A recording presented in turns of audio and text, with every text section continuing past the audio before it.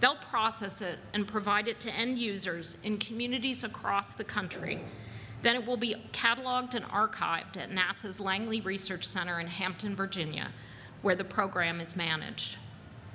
All of that happens once an hour, every single day. You'll be forgiven for thinking all this critical work was happening from a new and expensive proprietary satellite, but it's not. TEMPO is a hosted payload hitching a ride to geosynchronous orbit aboard Intelsat's IS-40E communications satellite, which will provide more robust and reliable Wi-Fi connectivity to commercial air passengers and vehicles on the move in remote areas. It's only mid-March, but as Undersecretary, I've already spent about 80 hours on airplanes this year, so I love everything about that. I also love what TEMPO signifies. The fact that this critical instrument is integrated into a larger commercial enterprise, the way that the data will be parceled and shared, the sheer number of people, agencies, and companies involved. This is how we're going to save the world, by making this mission a part of our everyday work, part of our business, and part of our daily lives, by organizing and measuring our progress hour by hour and holding ourselves accountable for positive change. That's how we'll lead the world together in a 21st century moonshot and achieve life on a sustainable planet. Now it's my pleasure to introduce the Director of NASA's Earth Science Division, Dr. Karen St. Germain. Karen.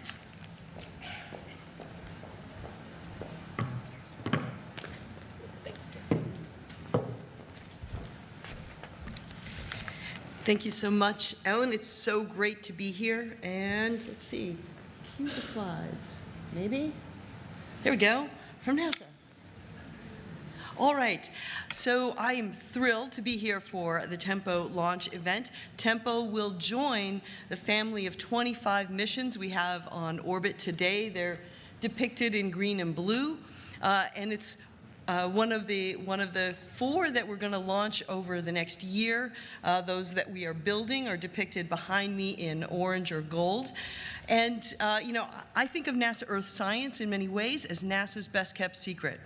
This fleet of satellites, or each one of them, is a specialist of some sort, and they're all observing different attributes, different aspects of the Earth system, so that we can understand how the whole system works together. As the first ever Earth Venture instrument out of the Earth Venture program, the TEMPO mission is a prime example of NASA's Earth Action strategy, or Earth Science strategy in action. It starts with, at the bottom of the pyramid, developing innovative technologies that enable new and better and more complete observations of our home planet. Those observations underpin the fundamental understanding of how the Earth system works. And when you understand, you can build predictive models that can then be put into the hands of those decision makers at all levels of government and in the private sector and in communities to make science-informed decisions. We call this the high-value science chain. And so from the bottom of the pyramid, new technologies and observations through understanding, models, applications to solutions, and getting the information out. NASA has 50+ years in Earth science and climate data archives. And as more federal agencies incorporate climate resilience, adaptation, and response into their operations, NASA Earth Science is powering those programs. In agencies like NOAA, the Environmental Protection Agency, U.S. Department of Agriculture, FEMA, Interior, and more. In the case of TEMPO, we're really proud to say that NOAA and the Environmental Protection Agency will be early adopters of the TEMPO data to enable their missions moving forward. And of course, underpinning all of this is our open and accessible data, and not just the data, but the science and the information that creates transparency and trust in that information. So we're developing at the top of this pyramid the Earth Information Center, the first phase 1 of which will open in June, and that's intended to make our information, our science, even more accessible to people across the country and around the globe. So Tempo's data will be fed directly into the Earth Information Center and enable those activities. And finally, Tempo is helping NASA move to the next generation of Earth observation capability and understanding our climate. Again, we study the Earth as a system, the land, the ocean, the ice, the atmosphere, and how changes in one part of the system affect the rest of the system. So as Tempo joins the other 25 missions, it will also form the foundation for the generation we're just starting to build now. And so that we intend to launch by the end of this decade, just making sure it's up there, the Earth System Observatory. And so again, the Earth System Observatory will stand on the shoulders of the missions that we're launching today and those that have been operating for us. The Earth System Observatory will again be that next generation to ensure that we are as well positioned in 2030 as we are in 2022. And I want to end by echoing Ellen's comment about optimism. We have in our hands the information we need to make scientifically informed decisions that tackle the problems and the challenges that we're facing today. I too am optimistic. The entire NASA Earth Science team is there trying to drive forward well-informed decision making as well as the fundamental science on which we build. So with that, it is my pleasure to hand the stage over to Caroline Nowlin to talk more about Tempo Science. Thanks.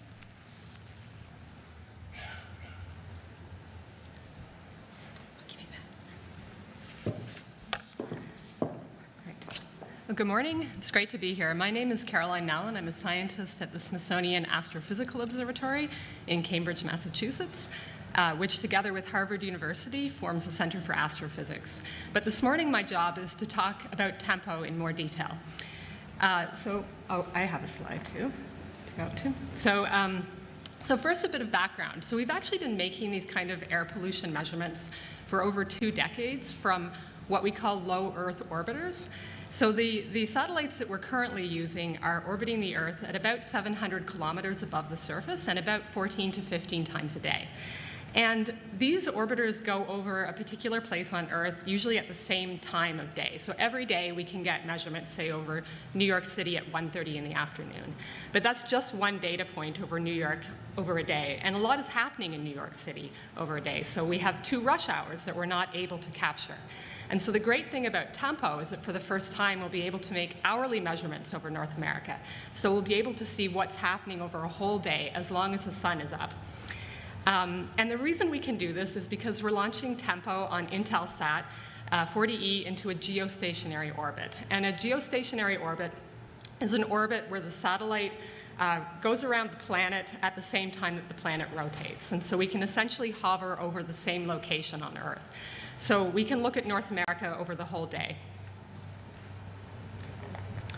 And the other great thing about Tempo is that we're getting down to really high spatial resolution. So as well as this time resolution, we're able to, for the first time, really see down to like suburban scales or neighborhood scales. At hourly resolution. And so in blue and orange behind me, you'll see these big boxes, and that's the spatial resolution that a couple of existing low Earth orbiter missions have right now. So you can see the pollution over the entire Washington, D.C. area in this case. But what does it look like on a fine scale? There is one existing mission, a European mission, that can see almost as good spatial resolution as Tempo, not quite, but it's, again, only once a day. So we're really getting down to these neighborhood scales now. So Tempo is a mission that's involved a lot of people. And behind me, you'll see a couple images. On the lower right-hand side is an image from a recent meeting at NASA Langley, just showing a few of the scientists and engineers involved and administrators.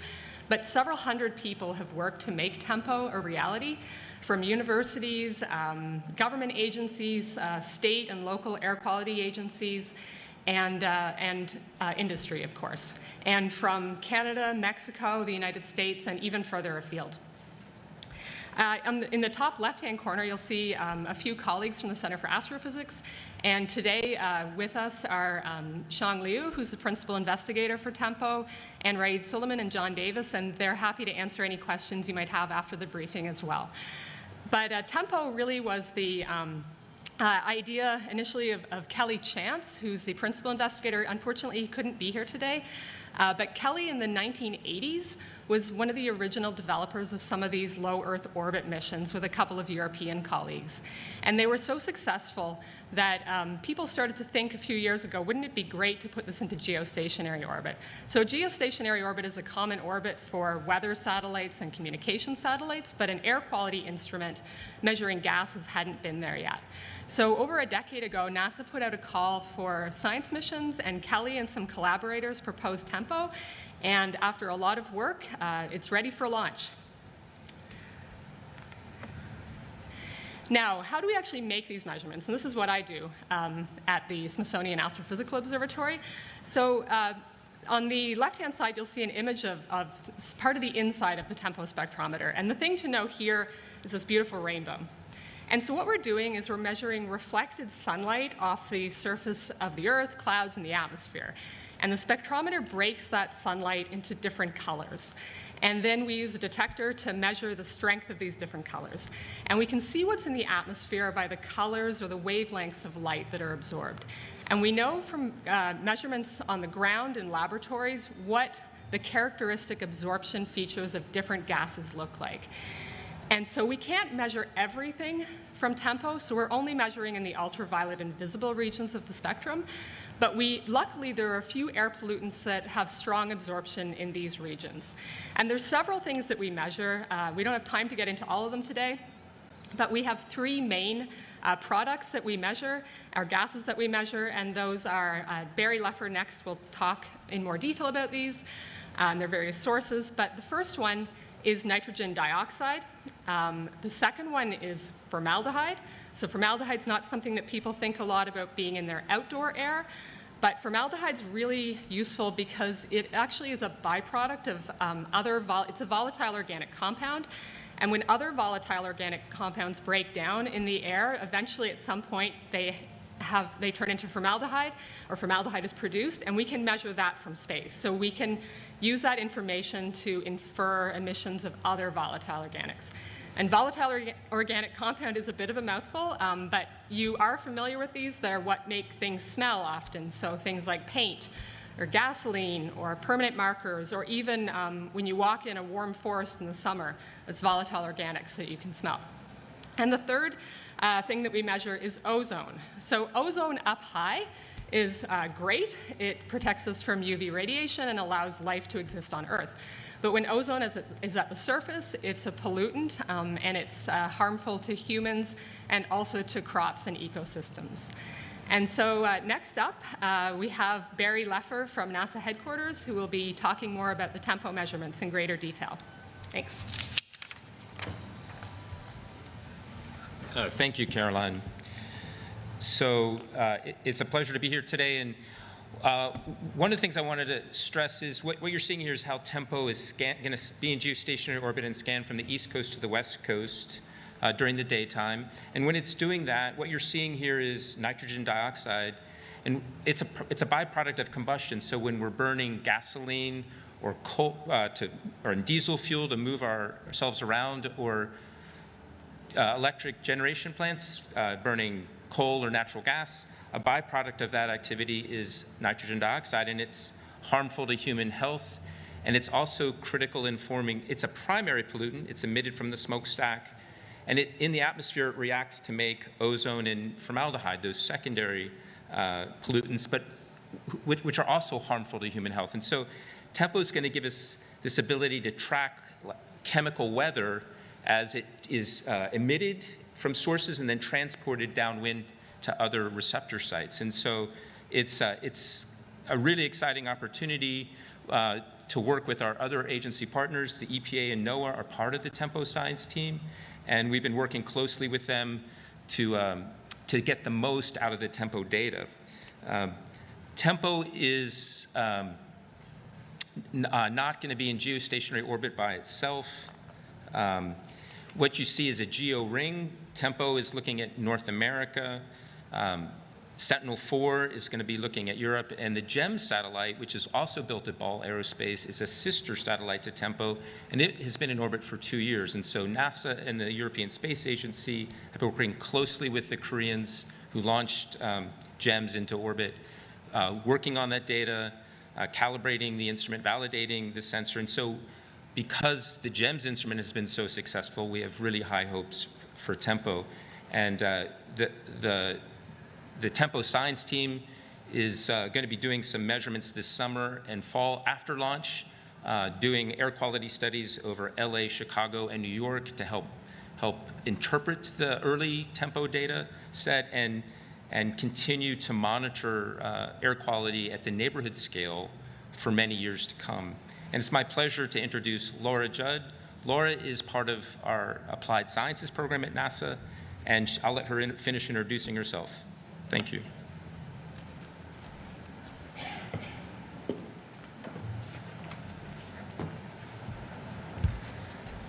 All right. Thanks, Barry. Good morning, everyone. I'm Laura Judd. I'm a research scientist at NASA Langley Research Center, and I also serve as an associate program manager in NASA Applied Sciences Program Health and Air Quality Focus Area. So dovetailing from the overview from Caroline and the broader global view from Barry, I'm going to touch upon the work we've done to prepare for TEMPO with airborne observations, as well as the broader picture on how TEMPO data can help in public health and air quality management. So what I'm showing here are 2 images of nitrogen dioxide data. As Barry just stated, that is an indicator for fossil fuel combustion. And this is data that's been collected from the highest resolution satellite that is currently in orbit, which is ESA's Sentinel-5P Tropomi instrument.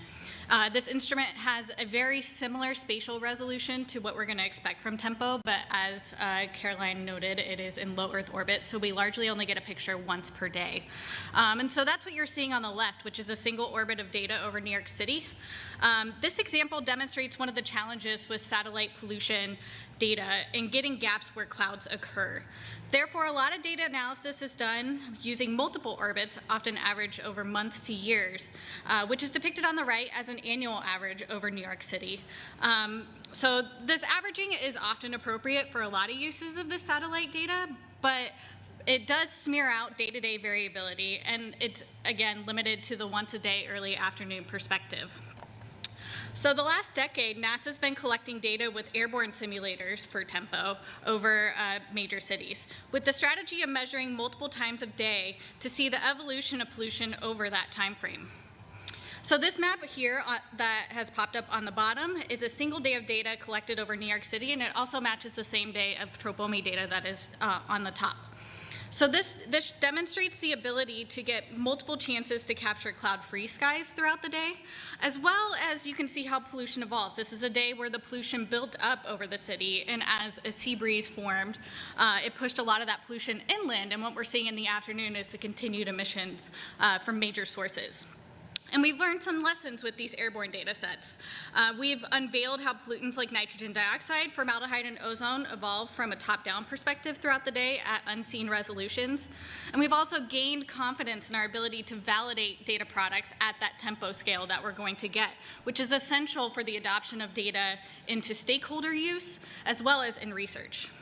We've been able to evaluate state-of-the-art chemical transport models used in air quality planning and identify disparities in air pollution emissions, just adding a tool to the toolbox working toward environmental justice research. So looking ahead to align with TEMPO's first summer of measurements, we are planning what's named the Synergistic TEMPO Air Quality Science Study, or STACS. And the measurement strategy is kind of depicted in the name as well as in the logo here, where we'll be stacking up our measurements from multiple perspectives from the ground, aircraft, and satellite in partnership with federal agencies, state agencies, and academic researchers. These measurements will help us accelerate integrating TEMPO data for better understanding the state of air quality in the areas we're going to visit, as well as the societal benefit of TEMPO data in the air quality observing system as a whole. So NASA Applied Sciences Health and Air Quality Program works to integrate Earth observations like those from TEMPO into the workflow of air quality management and public health organizations. So to engage with stakeholders, particularly for TEMPO, NASA established the TEMPO Early Adopters Program in 2019, and since then has enhanced interactions between the TEMPO science team and over 300 community stakeholders and end users that are interested in using TEMPO data. This graphic just depicts a few application areas and is certainly far from an exhaustive list that has been identified by these early adopters. In public health, TEMPO will expand studying the link between health outcomes and air pollution exposure to multiple times throughout the day. As I showed in my first example with our airborne data, pollution evolves quite a lot throughout the course of a day and from day to day. TEMPO data can be integrated into state-of-the-art air quality forecasting systems to improve upon alerting the public when air quality is poor. And we can also start to get granular enough information to identify gaps in our knowledge on nitrogen oxide emissions that contribute to air pollution, gain confidence in our models, and provide a unique perspective to our ground-based monitoring network that are used to make air quality decisions. And probably the easiest use for TEMPO data will just be the visualization of chemical weather, which has really only been seen so far from the glimpse of the aircraft images that we've collected, but will soon be available over broader North America. So that's all I had to share today, but I will now pass it off to our final speaker, Erica Wright, who's an educational specialist at the Center for Astrophysics.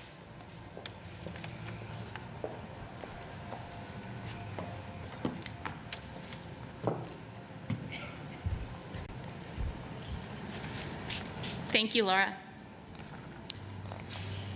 Good morning, everyone. I'm Erica Wright, and I'm an education specialist at the Smithsonian Astrophysical Observatory, which is part of the Center for Astrophysics. As we've mentioned, across the US and the globe, communities are still drastically impacted by air pollution. According to the American Lung Association, 137 million Americans live in areas with poor air quality. That's about 40% of the population. But that impact isn't spread equally. Certain groups, including historically marginalized communities and low-income populations, are disproportionately affected.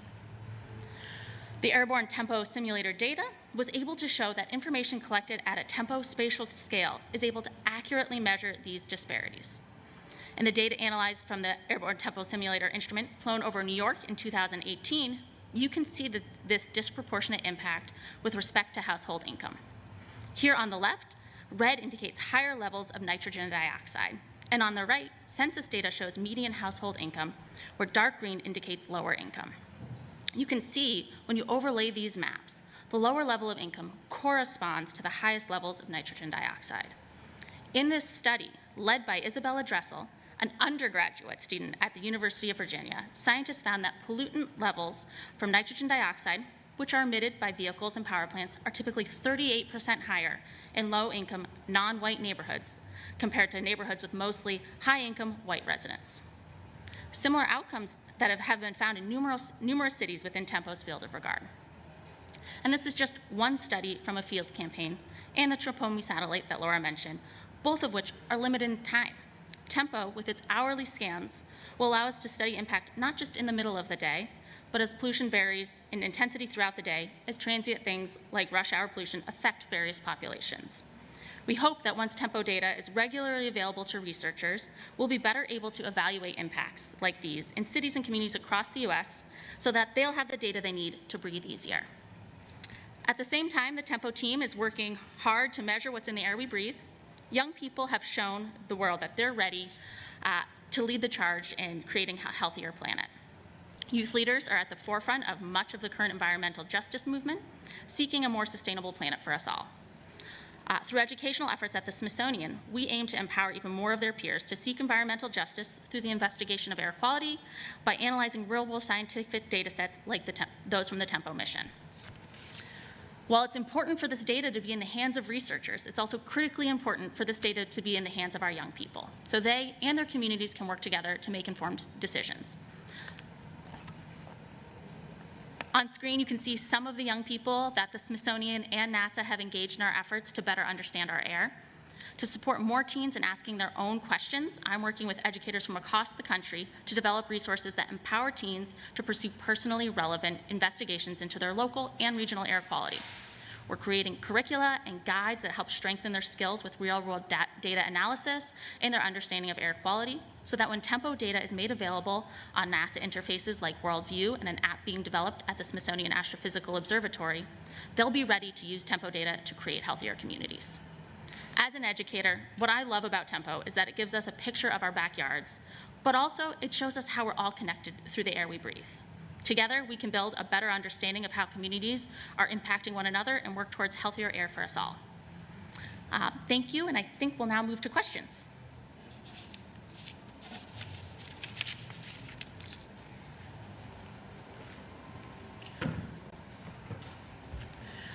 Thank you so much to our speakers. I'm inviting folks up here to answer questions. We also have people in the room from a variety of our partners who are available to answer questions.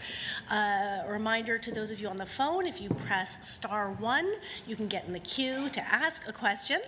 But we will start with people in the room, and I think we have a mic for people if they wish to ask a question. So I will look out to the room. Questions from people here?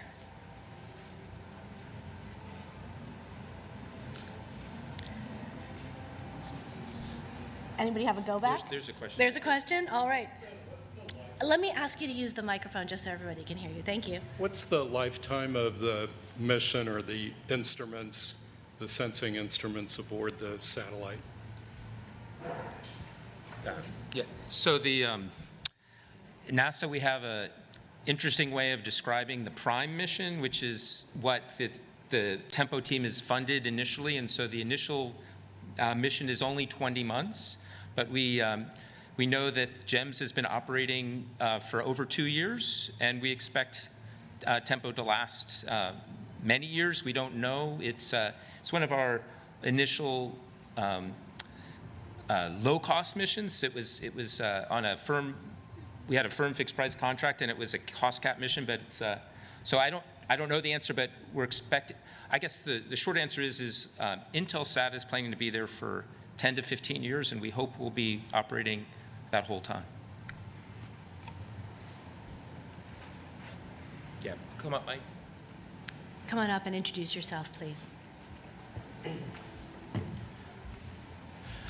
So, Mike Fox with Maxar. The answer to the question on how long the satellite would last is 15 years. That's right. Yeah. I want you to stay up. Yeah, sure. Okay. Was there anything else, or? I think we're good, but if there are other questions in the room, but please stay up here with us so you can ask questions. I have a go back. Then please, Barry, come on up. One of the things I meant to say is that this integrated observing system that Laura was mentioning is really a key part of our strategy.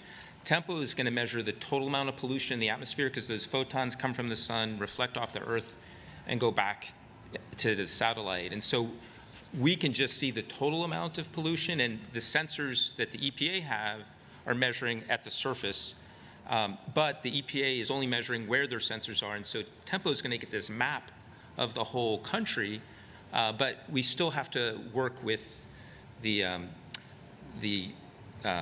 EPA ground monitoring network, the air quality models that the EPA and NOAA and NASA all have. So it's this combination of satellite plus ground observations plus these models that really give us this understanding of what the air quality situation is in the United States, and then help us to forecast what it's going to be for the next few days or for the next few decades using our different modeling systems. What's the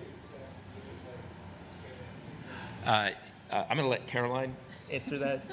It's got 2 detectors. And would you repeat the question? Oh yeah. So what is the wavelength range?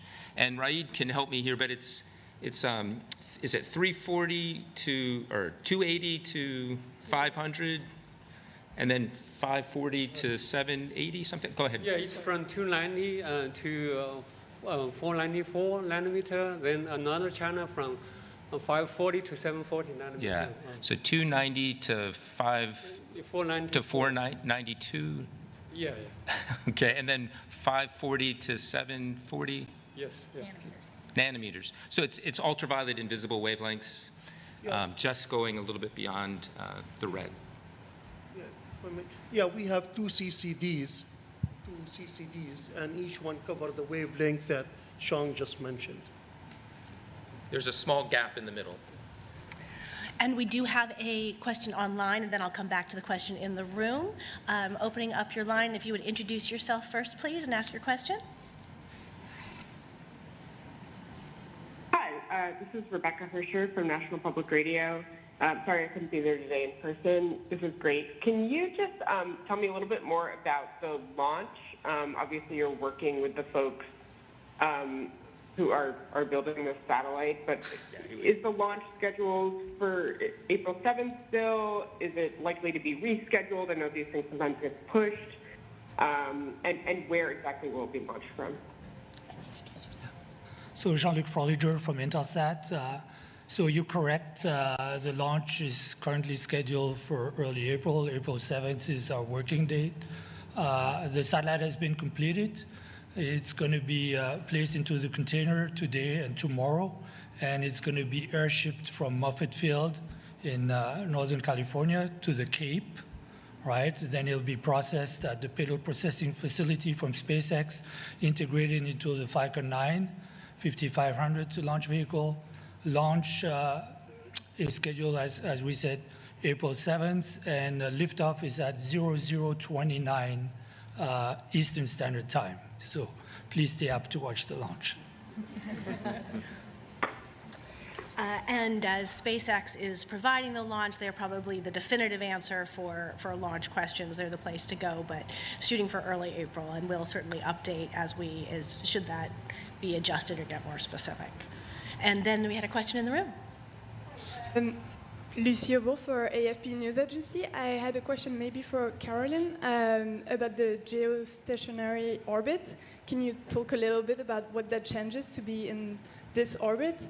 And maybe for Karen, could you talk a little bit more about the new generation of satellites monitoring Earth, maybe more like a big picture question about what are the big changes, what it brings compared to the 25 missions that you already have launched? Thank you. What was the question? Sorry, what was the question about geostationary orbit?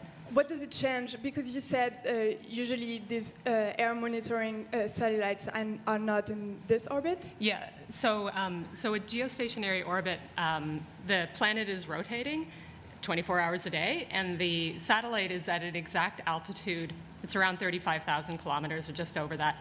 If you put it into that orbit, as opposed to the other ones that are like 700 kilometers, so it's way farther out. But if you put it into that orbit, its period of rotation is the same as the Earth's rotation. So the Earth rotates, and the satellite essentially is sitting over the equator, and it goes with the planet's rotation. So it's always over the same place, as opposed to going around like this 15 times a day. So. All right, and one thing I'll add to that is TEMPO is NASA Earth Science first geostationary instrument. So we're really excited about that. Most of our satellites and instruments are in low Earth orbit. So again, getting lots of different attributes of the Earth system, but relatively sparse sampling in time. And that's the real power of geostationary orbit, is you get a lot, you don't get the whole globe, but where you can see, you can get a lot of rapid temporal refresh. So that's really exciting. With regard to where we're going, our next generation of satellites, and this has been true throughout the history, we're always, with the next generation, looking to answer questions that today we can't answer. So I'll give you an example. The greatest source of natural uncertainty in predicting future climate change is the interaction between aerosols in the atmosphere and the clouds and precipitation that result. I say the greatest source of natural uncertainty because, of course, the greatest source of uncertainty is how humans are going to behave. But the natural uncertainty is driven by this interaction between aerosols and clouds and precipitation. And so one of the major missions in that future fleet that I showed you is to go after exactly that question. And that means you have to measure the properties of the aerosols at the same time that you're measuring the properties of the clouds, and we're going after understanding that process. Other future missions will also measure the health of vegetation and the amount of vegetation, because of course climate is driven by the carbon cycle, whereas weather is really about water in the atmosphere. As you look to longer time frames, you're really looking at much more global interaction that changes the system itself.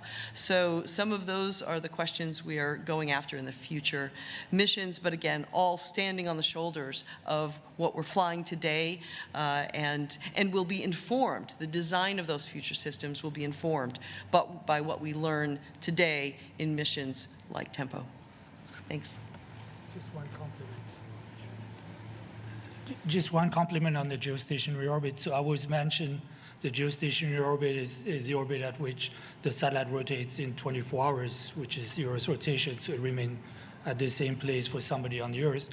The SpaceX rocket doesn't put the satellite in the geostationary orbit.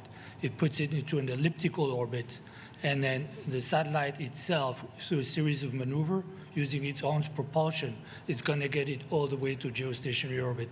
And that takes about 2 weeks, several maneuvers, all performed by the mission team of Intelsat from Tyson here in Virginia. We have another question in the room. Yeah, hi, Jenny Martyr. I'm from NASA.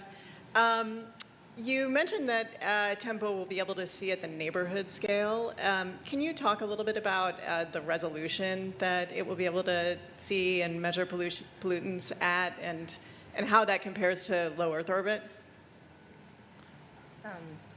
So I guess I can answer that. So the highest spatial resolution is at what we call the center of the field of regard. So if you take the whole kind of area of TEMPO that it's looking at, is I think it is 2 by 4.75 kilometers.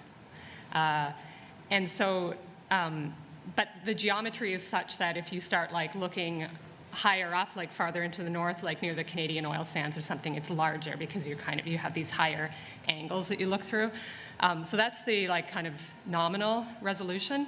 And I guess neighborhood scale is kind of a funny thing to say because people's neighborhoods are very different, right? Some people who live in the country have a huge neighborhood, and some people have a very small neighborhood in the middle of a dense urban core. So maybe I should say suburban. I think I said that too.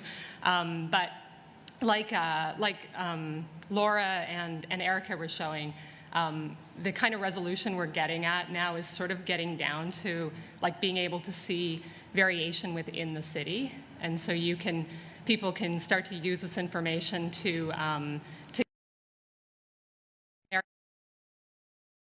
higher and lower NO2. But the other thing we can actually do with this data, because we have so much of it, this is kind of technical, but you can do something called oversampling.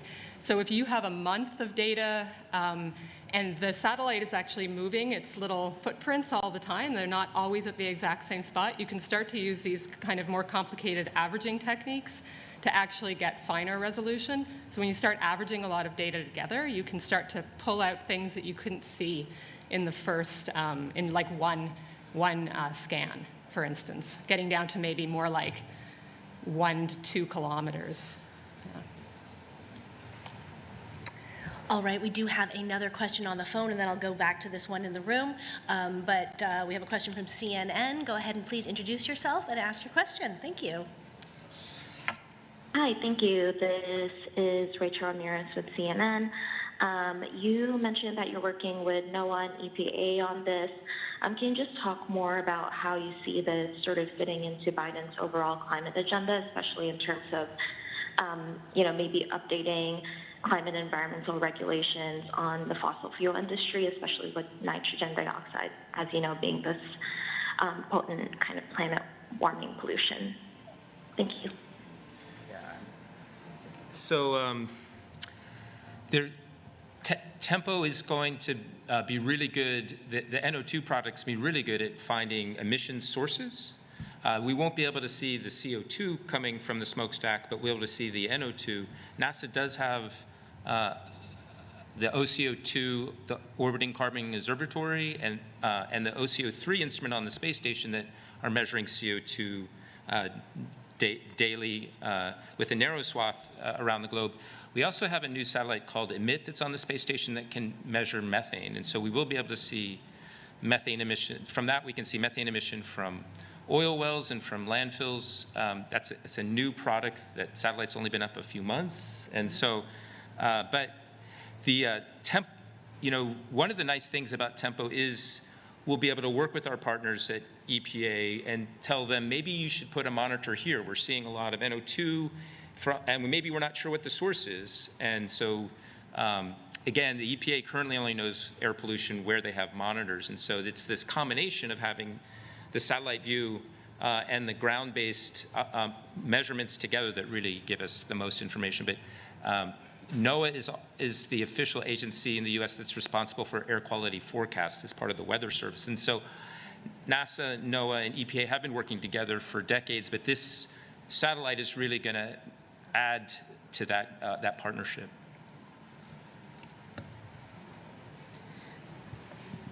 This is Karen St. Germain. Again, I'll just add a couple of more thoughts. So the objective of NASA science missions is always driven by the science, the scientific understanding, making the data freely and openly available and relevant to agencies with operational missions. But principally, NASA's role here is to do the science, provide the data, and enable those agencies. So we are, and that's why we can't really comment on policy implications here. We're not a policy driving agency or an enforcement driving agency. Thanks. And we do need to wrap up. Do we have time for one last question in the room? We'll take that one last question in the room, and for anybody else who didn't have a chance to ask, we'll get you. But we're going to do it super quick. So ask your question super quick, and we'll answer super quick. All right. This is Brendan Cullerton with Gray Television, kind of along that line, but I was wondering if anyone could give an example of once you have better data on where pollution is coming from, how bad it is, how can that information be used to solve the issue of air pollution, or better tackle it? Let me give you one quick example. Barry mentioned the EMIT mission. This is a mission on the space station. It's also a venture class mission, and although it was built as a dust plume, and mineral composition mission, it turns out that we can see methane in the atmosphere. That is of great interest to those in the fuel extraction industries because, of course, if they have a leak in their system somewhere that's releasing methane, they want to know about it. That's a problem for them. That's lost revenue, right? So that's one example of just making an observation openly available, and decision makers, whether they are government or private sector, can take that information and go solve a problem. Thank you all so much. We do need to wrap up. I just cut off someone who really wanted to answer your question, so I'm going to invite you two to talk afterwards just for a moment. For anybody who was not able to answer a question online, please go ahead and try to send us an email. We'll try to get that answered. It has been wonderful to be here today. I speak for Chris Brown, who extended an invitation to everyone to please look around the museum. If you are here today, we are so thankful for everyone to come here in person. And thank you so much for joining us for this media briefing.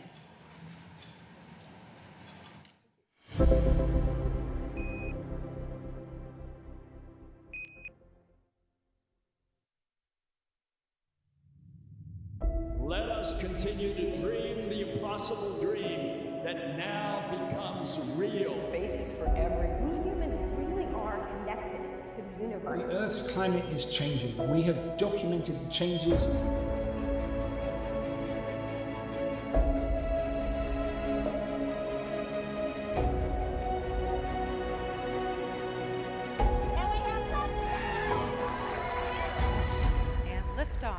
Starliner is headed back to space on the shoulders of Atlas.